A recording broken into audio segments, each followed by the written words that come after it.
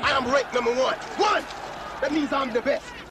Well, it might be old news to some of you guys, but BADOU Jack has parted ways with Eddie Mustafa Muhammad.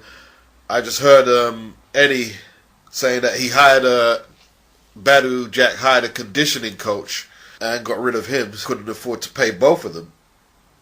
And Eddie said that BADOU Jack texted Eddie to tell him that he no longer requires his services. Eddie, a very proud man, former world champion himself, he was very belligerent, saying, I'm fine, I'm good, I'm great. He builds champions. He ended the interview by saying BADOU Jack is a coward. How you going to part ways with me? By text. And Eddie was basically saying, without his input, BADOU Jack would not be world champion. That's what he was saying. He said, I instilled it in him to be champion. As of now, another former light heavyweight champion like Eddie Mustafa Muhammad was, Lou DeVal, is the head trainer. He's the head trainer for BADOU Jack.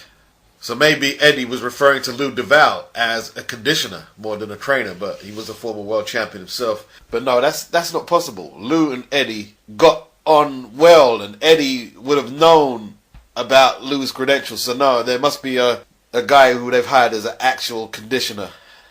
And BADOU said, I can't pay you both, and he kept the conditioner, and Eddie's gone.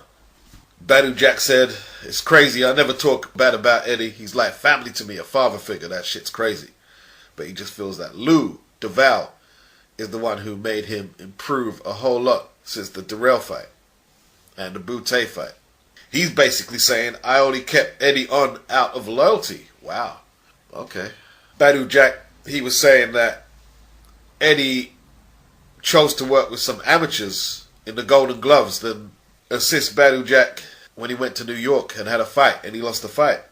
He's saying nobody came to see him in hospital or nothing, except his friend, after the loss.